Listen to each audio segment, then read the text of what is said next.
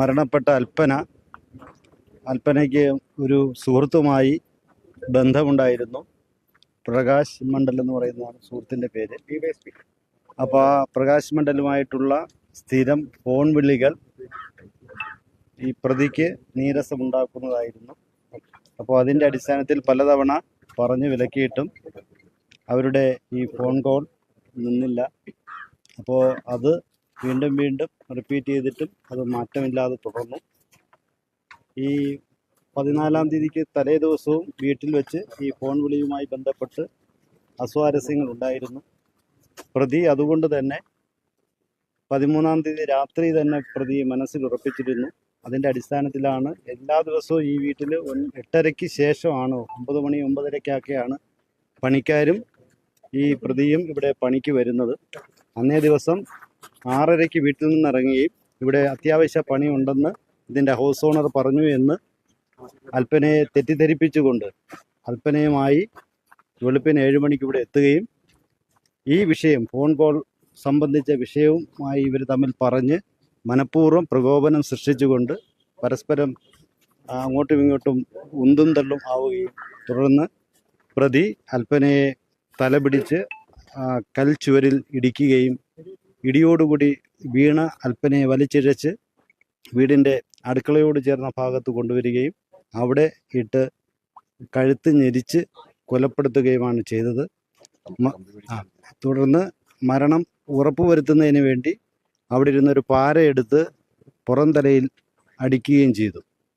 പിന്നെ ശ്വാസമുണ്ടോ എന്നൊക്കെ നോക്കി മരിച്ചു എന്ന് ഉറപ്പുവരുത്തിയതിന് ശേഷമാണ് മൺവെട്ടിയുമായി ഈ വീടിൻ്റെ പുറകുഭാഗത്തുള്ള ഇളക്കമുള്ള മണ്ണിൽ ഒരു കുഴിയെടുത്ത് പ്രതി ബോഡി മറവ് ചെയ്തത്. പോലീസിന് സംശയത്തിനിടയാക്കിയ കാരണം എന്താണ്? പ്രതിയിലേക്ക് എത്തിപ്പെടാനുണ്ടായ കാരണം? ഒന്നാമത്തെ പോലീസിന് സംശയം വരാൻ കാര്യം 14-ാം തീയതി കാണാതായ വൈഫിനെ കാണാനില്ല എന്ന് പരാതി തരുവാൻ പ്രതി തയ്യാറായില്ല. 17-ാം തീയതി പരാതി തരികയും ഒരു FIR നമ്മൾ രജിസ്റ്റർ ചെയ്യുകയും അന്വേഷണത്തിൻ്റെ ഭാഗമായി പിറ്റേ ദിവസം തന്നെ വൈകിട്ട് പോലീസ് സ്റ്റേഷനിൽ ഹാജരാകണമെന്ന് പ്രതിയോട് പറഞ്ഞിട്ടുണ്ടായിരുന്നു. ആ സമയത്ത് 4 മണിയായിട്ടും പ്രതി പോലീസ് സ്റ്റേഷനിൽ ഹാജരാകാത്തതിൻ്റെ അടിസ്ഥാനത്തിൽ പ്രതിയെക്കുറിച്ച് അന്വേഷിച്ച് പോലീസ് താമസിക്കുന്ന സ്ഥലത്ത് എത്തിയപ്പോഴാണ് മനസ്സിലാക്കാൻ സാധിച്ചത് പ്രതി അന്നേ ദിവസം ഉച്ചയ്ക്ക് തന്നെ കുട്ടികളുമായി യാത്രയ്ക്ക് പോകുന്നത് പോലെ പോയതായി പരിസരവാസികൾ പറഞ്ഞറിഞ്ഞു. പ്രതിയെ ഫോണിൽ കോണ്ടാക്ട് ചെയ്തപ്പോൾ പ്രതി ഭാര്യയെ അന്വേഷിച്ച് നടക്കുകയാണ്, അയർകുന്നം ഭാഗത്ത് തന്നെ ഉണ്ടെന്നാണ് മറുപടി തന്നത്.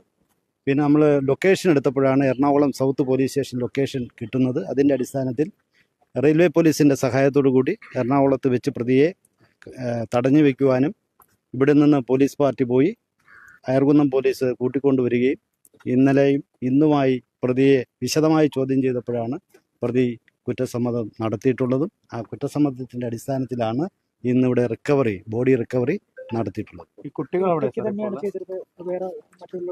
ഇല്ല, ഒറ്റയ്ക്കാണ് ചെയ്തിട്ടുള്ളത്. കാരണം കുഴിയുടെ ആഴവും ആ മറവ് ചെയ്ത രീതിയും ഒക്കെ നമുക്ക് ഒറ്റയ്ക്ക് ചെയ്യാനാണ് സാധ്യത കൂടുതൽ. അതുപോലെ മാത്രമല്ല അതിന് ഉപോത്ബലമായ CCTV ദൃശ്യങ്ങളും പോലീസ് ശേഖരിച്ചിട്ടുണ്ട്. ഇവർ രണ്ടുപേരും ഓട്ടോറിക്ഷയിൽ വരുന്നതും നടന്നു വരുന്നതും തിരികെ ഇയാൾ ഒറ്റയ്ക്ക് പോകുന്നതുമായിട്ടുള്ള ദൃശ്യങ്ങളും പോലീസ് ശേഖരിച്ചിട്ടുണ്ട്.